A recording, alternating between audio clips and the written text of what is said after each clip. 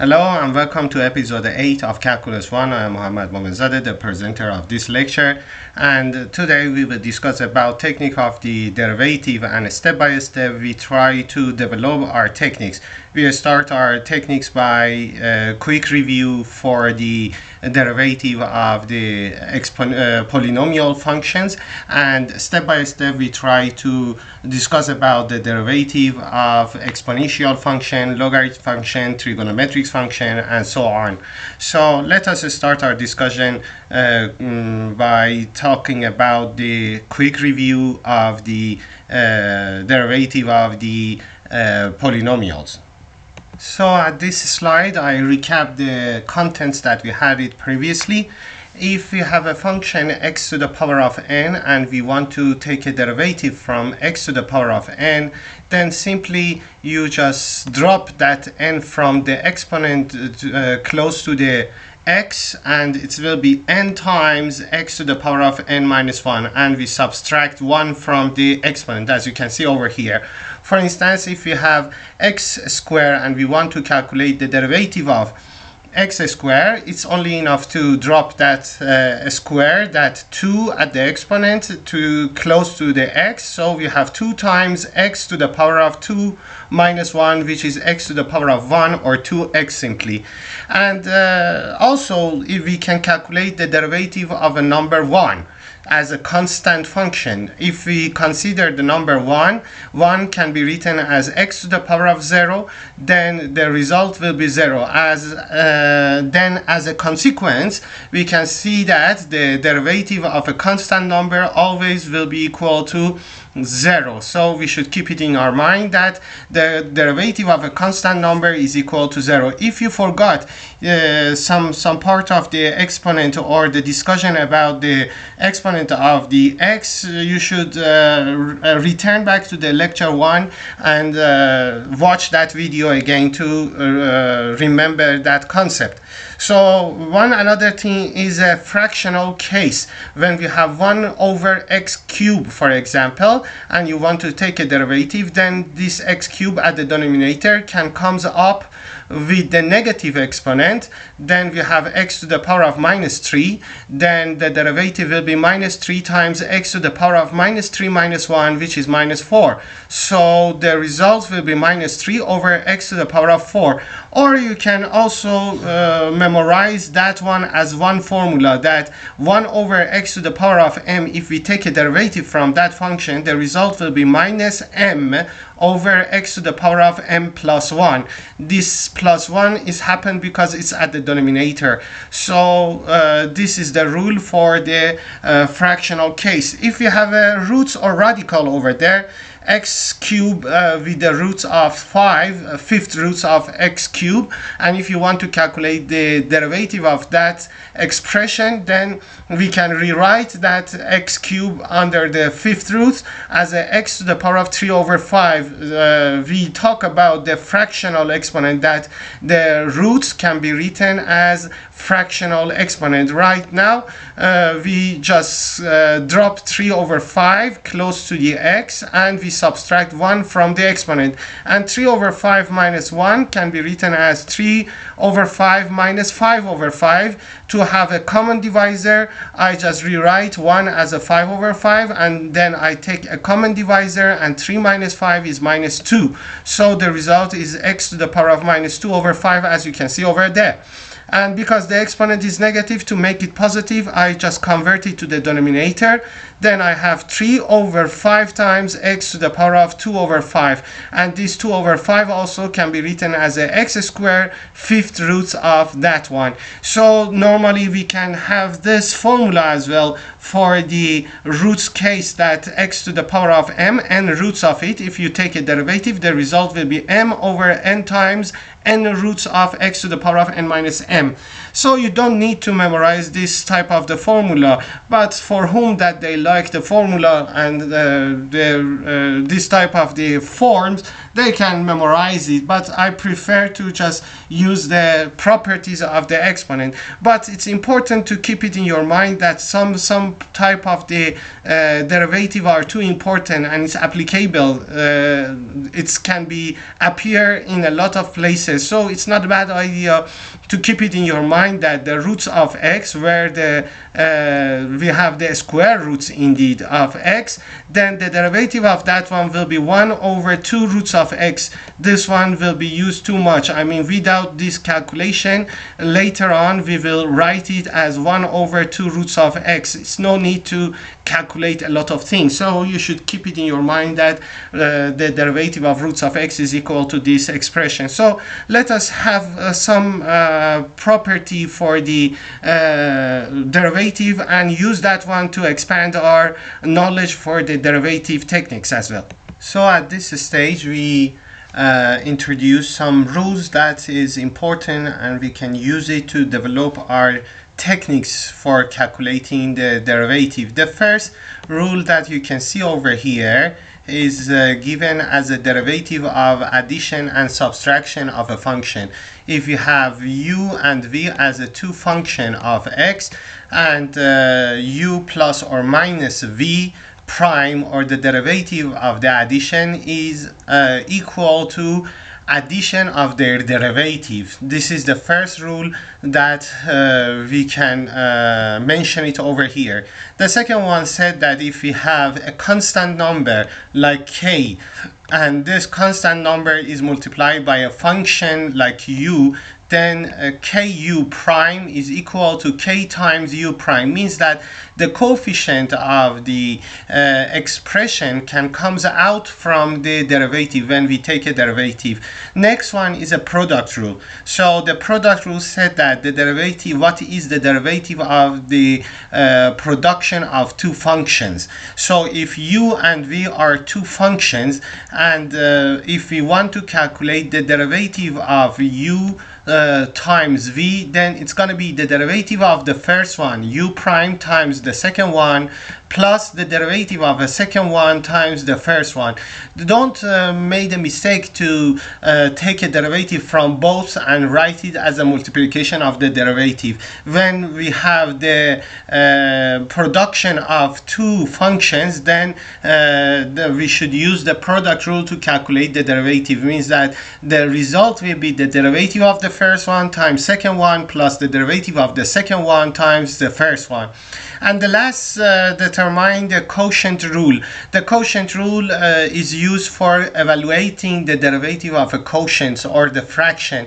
If we have two functions as u and v, and we want to calculate the derivative of u over v, then the result will be v squared at the denominator. Without any changing, we just write it v squared at the denominator. We square the denominator of the fraction, and at the numerator we will write the derivative of a numerator times the denominator minus the derivative of a denominator times a numerator. So it looks like one curve that we have it over there. The derivative of a numerator multiplied by denominator minus the derivative of the denominator multiplied by numerator. This is the things that you should keep it in your mind. This formula should be memorized because we use that type of the formula severally.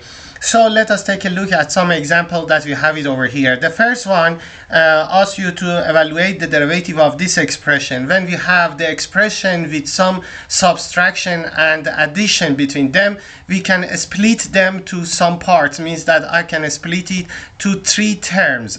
Indeed, I can rewrite that one because the second one is minus. I will write minus between them, so I can rewrite them as a derivative of three expression. So I should put that expression one by one inside of this actually braces or parentheses. So the derivative of this gonna be happen because of the first rule that we had it over here.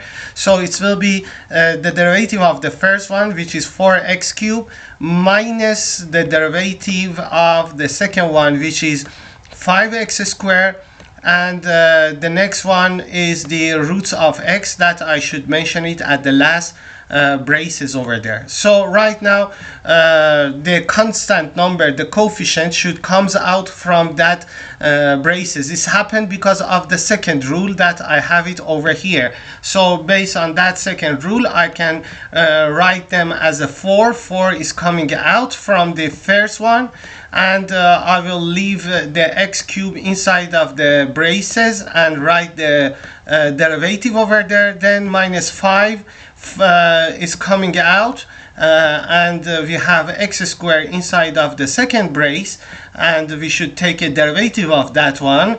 And the last one has no coefficient, so I just write it without any changes. It means that I will write it as a roots of x, and I should calculate the derivative of that one.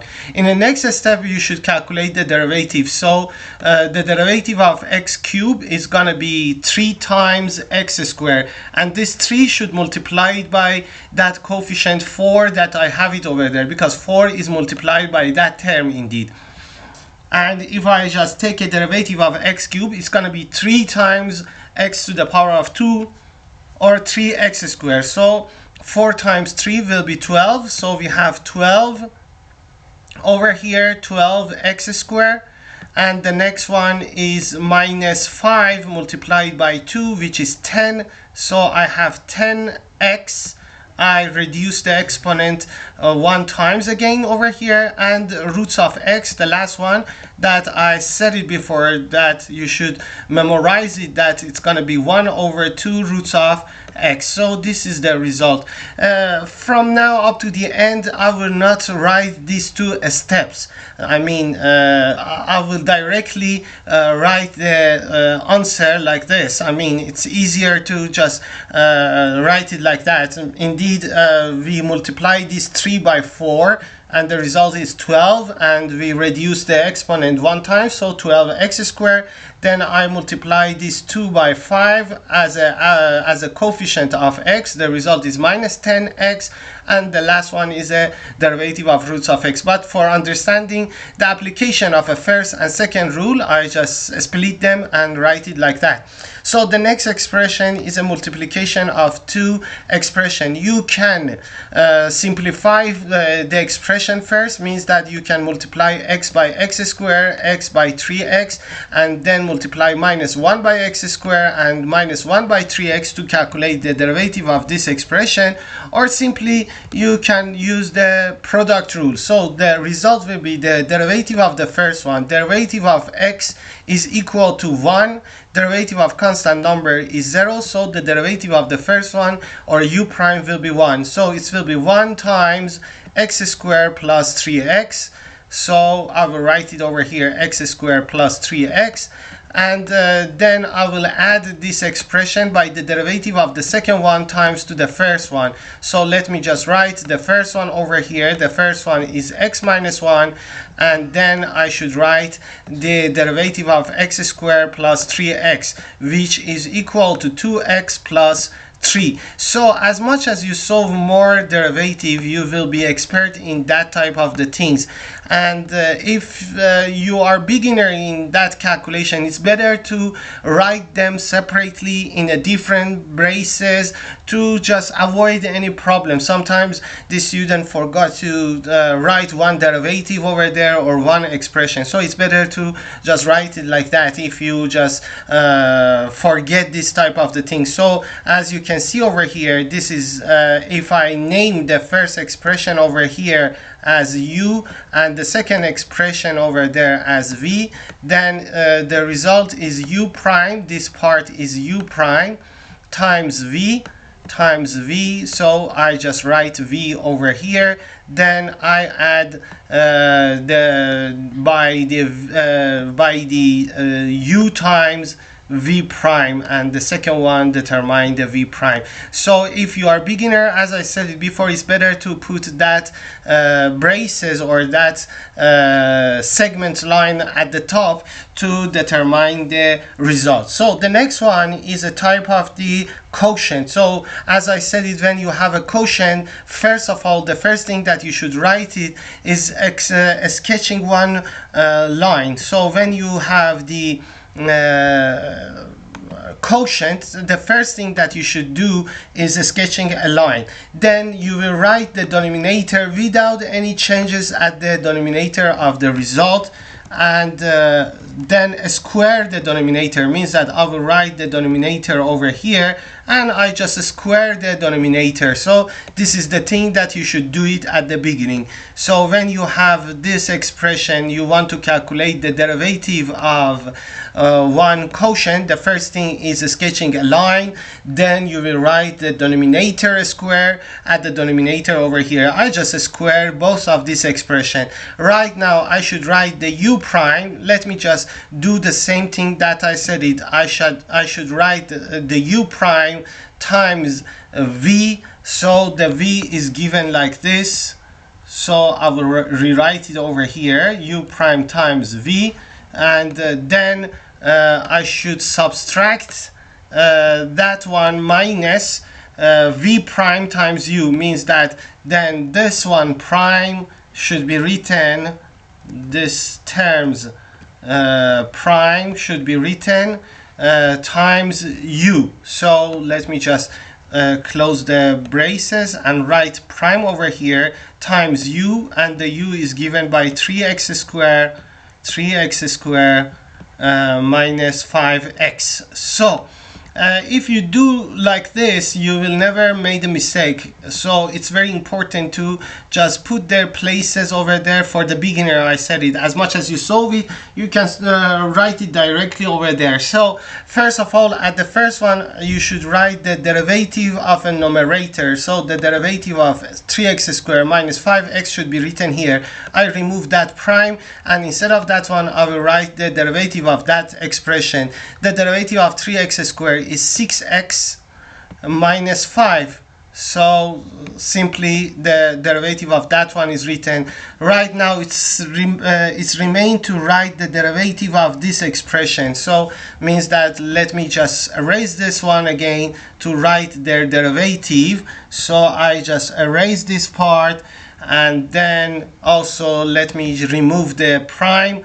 I know right now I should write the derivative of the denominator at this brace over here. Let me just keep more space over here for that expression. So the denominator is a product rule by itself.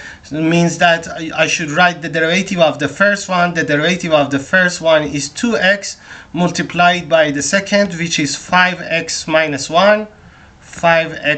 1. And then I should write the addition between them. The derivative of the second one is 5, and it should multiply by the first one, which is x squared plus 1. Right now we have that expression over here, and you can see that simply we evaluate the derivative of this expression by using this technique. So in this slide we have the derivative of trigonometric function and derivative of exponential function and logarithmic function as well. So over here you can see that the derivative of e to the power of x or exponential function will be e to the power of x as well, and the derivative of ln x will be 1 over x. So we may use the property of some exponential function or logarithmic function to calculate the another type of the derivative as well. For example, if we want to calculate the derivative of 4 to the power of x, for instance, if I have 4 to the power of x instead of e, if I have 4 to the power of x and I want to calculate the derivative of 4 to the power of x, then we can rewrite that expression as follow, means that we can rewrite it as ln of we can rewrite it as e to the power of ln of 4 to the power of x as well. So right now this is the property that we had it at the last part of the exponential cases. So again over here we can rewrite that expression as follow, means that that x as an exponent can comes out. Remember that at the first lecture I said it that the exponential and logarithmic function are inverse of each other, means that e to the power of ln of u, e to the power of ln of u is as the same as u. So because of that I can rewrite that expression like this.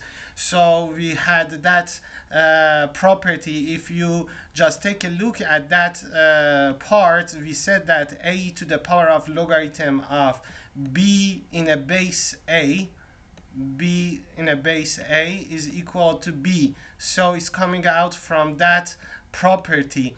So sometimes instead of writing e to the power of something, we simply write it exp, means that we can rewrite that one as a exp, exponential of ln of u, ln of u is equal to u. To avoid that expression not transcendental too much, we can rewrite it like this. I mean, it's as the same as the thing that we wrote it over there. So if we rewrite that expression like this, then that derivative becomes like this. I mean, it will be e to the power of x times ln of 4, ln of 4, ln of 4 totally prime. And simply by using the chain rule, we didn't discuss about the chain rule yet, but just for knowing the chain rule in this case, e to the power of u, if we take a derivative, the result will be equal to u prime times e to the power of u. Just leave this one like this and use this formula over here. Later on I will show you that how to reach to this formula. But over here, if we just apply this formula over there, then the derivative of this expression is equal to ln 4 because it's a coefficient of x. So we have ln 4, ln of 4 times e to the power of u again, and this e to the power of u is as the same as 4 to the power of x. So it will be ln of 4 times 4 to the power of x.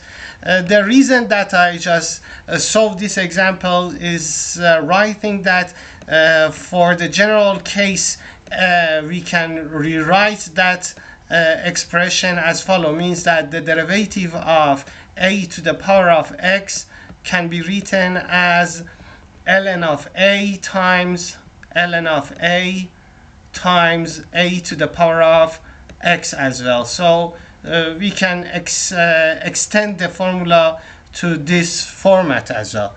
So for ln x, we have the derivative of ln x as 1 over x as well. Later on, by using the chain rule, we can have more example for the logarithmic function. Right now we just leave it like this, and then let us take a look at the trigonometric function. So one techniques for memorizing this type of the derivative is using this concept that if the trigonometric function is started by c, like cosine, like cotangent or cosecant, then the result should be negative always. So means that if the trigonometric function is started by c, then the result is negative. The derivative of sine is cosine, the derivative of cosine is minus sine, the derivative of tangent is equal to secant square, or 1 plus tangent square. These two one are equal based on the trigonometric identity, and the derivative of cotangent of x is minus cosecant square, or minus 1 plus cotangent square of x. The derivative of secant of x is secant of x times tangent x, and the derivative of cosecant of x is equal to minus cosecant x cotangent x. However, by knowing only the first and second one, you can reach to the other formula. Let me just calculate that derivative to show you that what do I mean by that one. For example, if I want to calculate the derivative of tangent of x, means that you don't need to memorize that formula generally, but it's better to keep it in your mind, the format of that derivatives. So if I want to calculate the derivative of tangent of x, you know from the trigonometric identity that the tangent of x can be written as a sine of x over cosine of x. Right now you can apply the quotient rule to calculate this derivative. So if I apply the quotient rule, then I should sketch one straight line and write the denominator square, means that the denominator of that one will be cosine square of x. Then I should calculate the derivative of sine. The derivative of sine is cosine times the denominator, so we have cosine square of x minus the derivative of a denominator. The derivative of cosine is minus sine. This minus times minus will be plus sine square sine of x multiplied by the numerator, so we have sine square of x then. So cosine square plus sine square is 1, so we can rewrite it as 1 over cosine square or secant square, or we can also divide it 1 by 1 by the denominator. Then you will reach to this formula, that is 1 plus tangent square, means that both of them can be reached from this identity. So as I said, it's sine square plus cosine square is 1, so you can write it as a 1 over cosine square, and the inverse of cosine is secant, so we can find that one as well, means that it's equal to secant square of x at the end of the day. So for the secant of x also we can do the same thing, means that we can rewrite the secant of x over here. If I want to calculate the derivative of secant of x, then you can write the secant of x as an inverse of cosine. So means that instead of the secant of x, you can rewrite that one as a 1 over cosine of x totally prime. Then you can calculate the derivative again by using the quotient rule. So it will be the denominator square. The derivative will be the denominator square, which is cosine square of x. I will rewrite it over here. The derivative of a numerator is a constant number, it's 1. The derivative of 1 is 0, multiplied by the denominator, minus the derivative of a denominator. The derivative of cosine x is minus sine, so it becomes plus sine x times that expression. Right now we can split it to reach to the form of that expression, means that I can rewrite it as a sine of x over cosine x and multiply that one by 1 over cosine x. I split the denominator to 2 parts, and then 1 over cosine of x. Right now the first expression gives you the tangent of x, and the second one is secant of x, and you will reach to this formula that we find it over there as well. So this is the case. So in the next step we want to talk about the chain rule. As you can see, the shape of a chain, it means that we have a chain of a function instead of the real chain or the iron chain. We have the chain of a function, and we want to calculate the derivative of a chain of some functions. So for example, it's applicable when we want to calculate the derivative of sine of 3x, for example, or x plus 1. If I have the cases like sine of 3x plus 1, and if we want to calculate the derivative of this one, then I should apply some rules to calculate it. Means that I should know how to calculate this derivative. Indeed, we have the combination of two functions over here. It's important to understand the combination of two functions. It means that over here, for example, if you remember the way that we determine a function, we said that the function is a type of the rule or the type of the processor, that we have one input like x that's going inside of this function, and the output of that one will be f of x.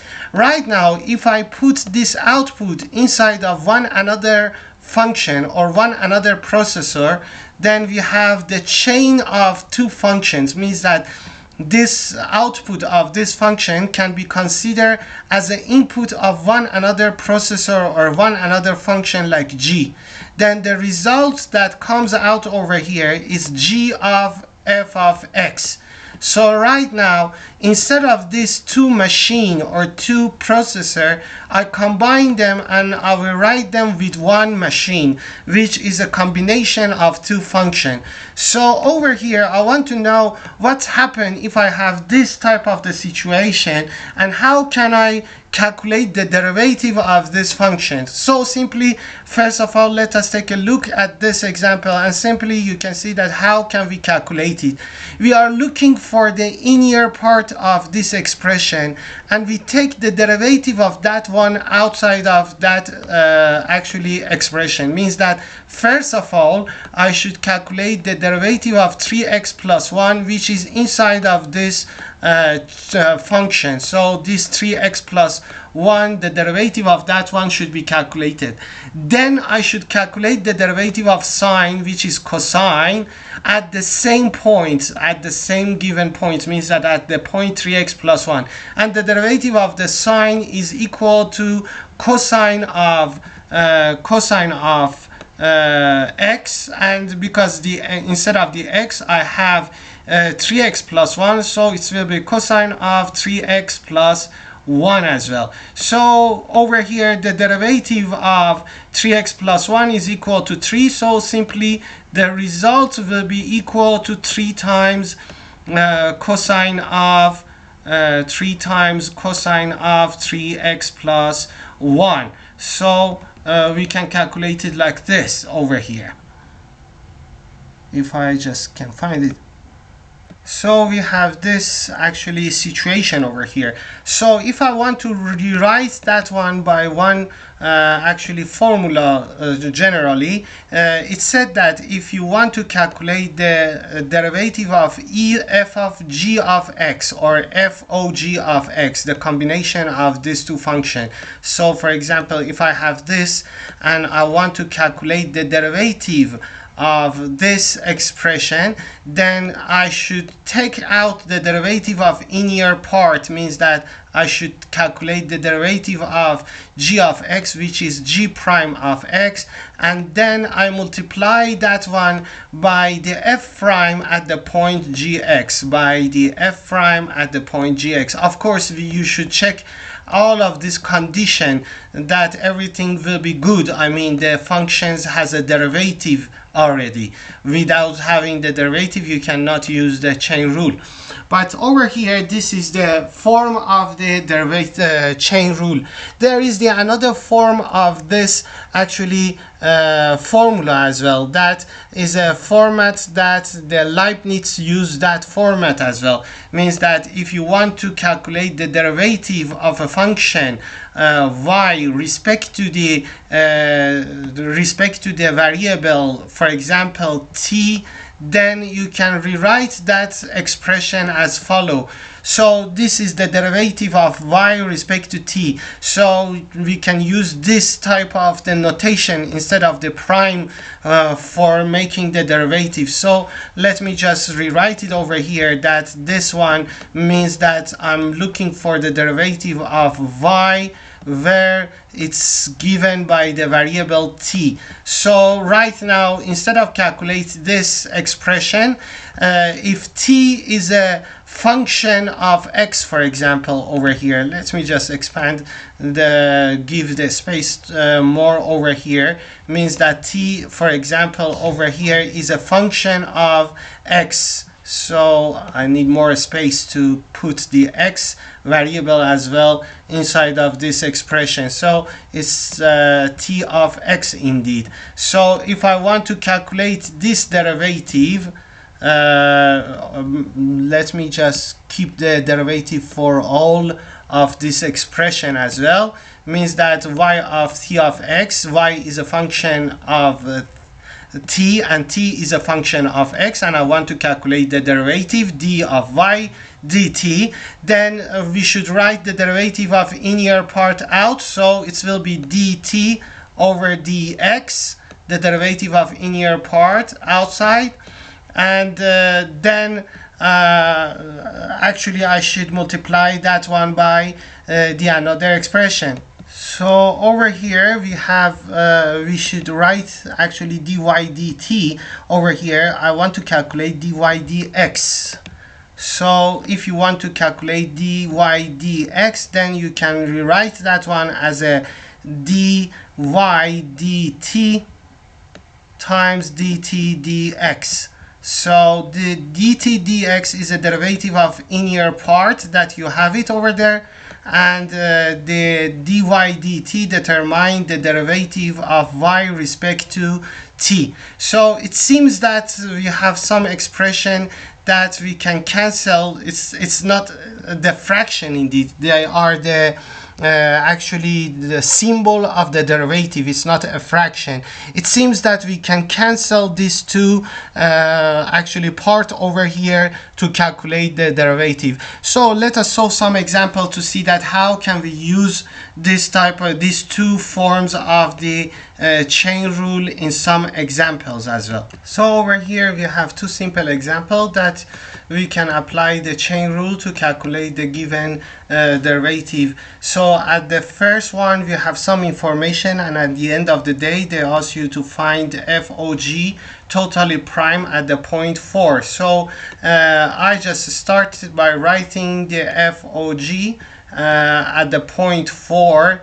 I want to calculate this derivative, the derivative of FOG at the point 4. So to calculate that one, instead of FOG, I can rewrite it as a f of g of x indeed. Means that I'm looking for the derivative of f of g of 4 at that point over there. Totally, I'm looking for the derivative of this expression totally over there. So this will be the derivative of g of 4, means that g prime of 4, and multiplied by because of the chain rule I can take out the derivative of the inner part, g prime of 4 multiplied by f prime at the point of g of 4, and g of 4 is given by 3, so f prime at the point 3 should be calculated. So g prime of 4 is -2, and f prime of 3 is 5, so the result is -10.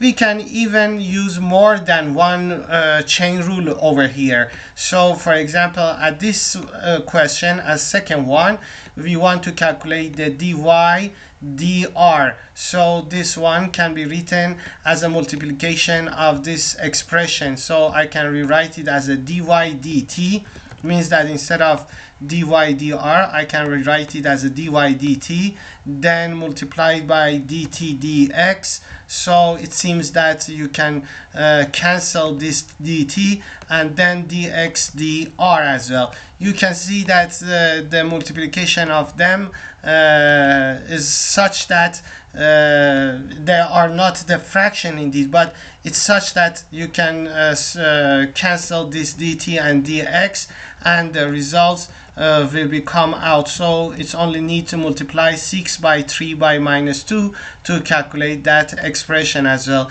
So it will be -36 at the end of the day. But we should rewrite all of our formula again by using the chain rule. Let me just rewrite them again over here as well. So I rewrite that formula again by using the chain rule, and I modify them a bit.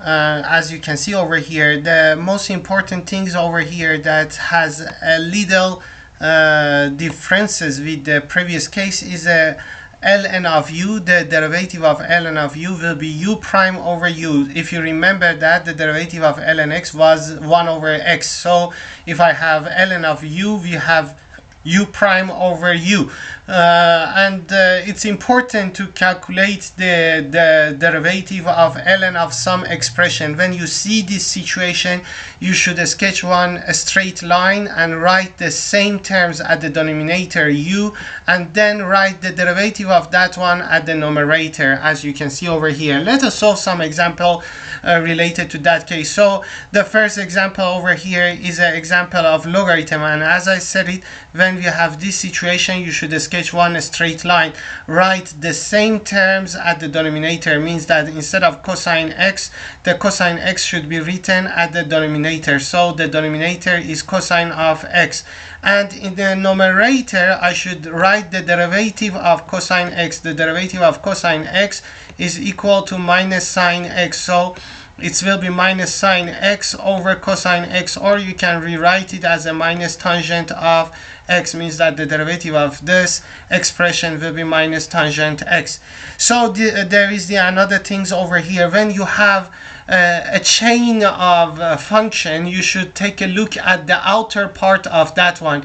It's a square root of some expression. So when we have a square root, if you remember that, we said that the roots of x, the derivative of roots of x, I said that this one is important and it's used too much, so it's better to memorize it. The derivative of square roots of x was equal to 1 over 2 roots of x. So we calculate that one before, and we said that it's equal to this expression. So instead of x right now, I have u over here. So the result will be 1 over 2 times of the same roots. So 2 times of the same roots. So I should write the same things that I have it, 2 times of this roots. And one thing more is writing the derivative of this expression inside of the roots. Means that I remove the roots and I should write the derivative of x squared minus 3x plus 1 at the numerator of this expression. So let me just erase this part and write the derivative right now over here. So the derivative of x squared is 2x minus 3. So this will be the derivative of that expression. Right now I have 3 chains over here. As I said it, I should start it from the outer part. So I have sine of u. This is u that we have it over there. So the derivative of sine will be cosine. So it will be cosine of same terms. So I should write the same terms over here, ln of 3x plus 1. Right now, after that, I just write the ln of 3x plus 1 inside of this expression. Then I should write the derivative of ln, and when we have a ln, as I said it, I should multiply them. Indeed, I should sketch one line and write the total expression at the denominator, which is 3x plus 1, and write the derivative of 3x plus 1 at the numerator, which is equal to 3. So as I said it, step by step we should write it over there. Right now the derivative of sine is equal to cosine. Then I will write the same terms that I have it inside of the sine, which is ln of 3x plus 1. Then I should write the derivative of ln of 3x plus 1 as a multiplication by that expression. So again, I have a root, so the result will be 1 over 2 times of the same root. So I just use the same roots over here. Let me just grab this part and write it at the denominator of this expression.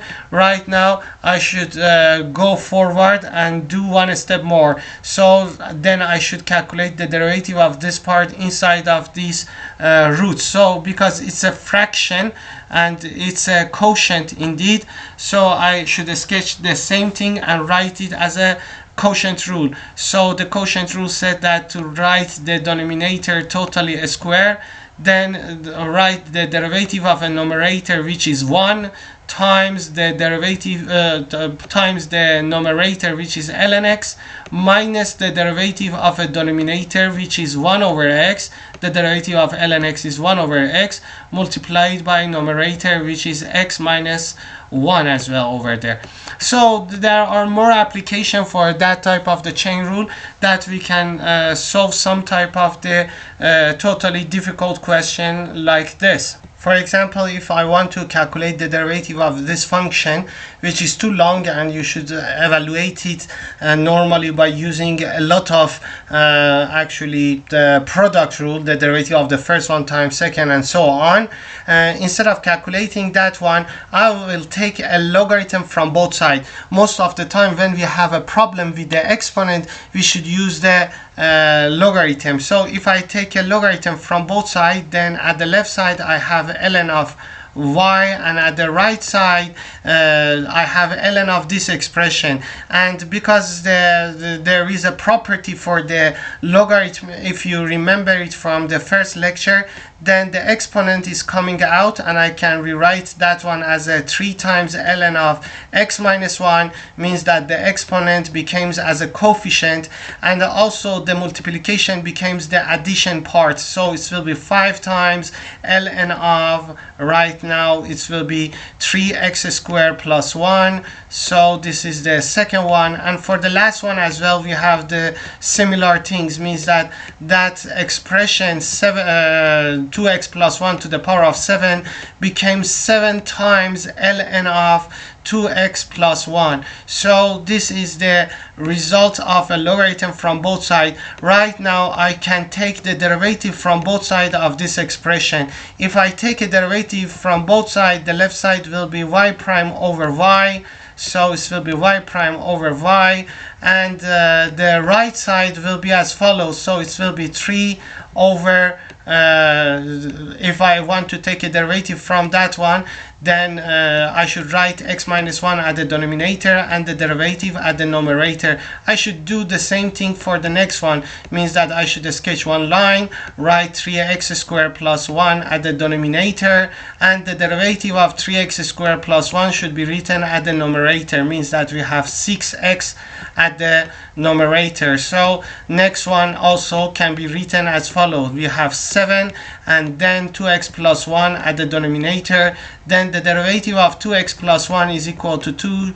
That should be written at the numerator. Right now we can calculate the y prime simply. So the y prime over here is equal to y multiplied by this expression. Y is given here, so we have y here.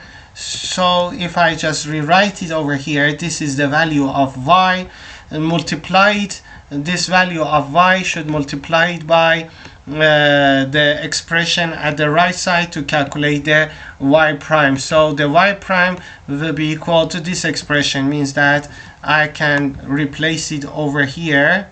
So I have these things as a result of this multiplication. So this is how we can apply the chain rule over here. In the next lecture we will discuss about the inverse derivative of inverse function, and also we will talk about more topics about the technique of the integral. Thank you for your attending.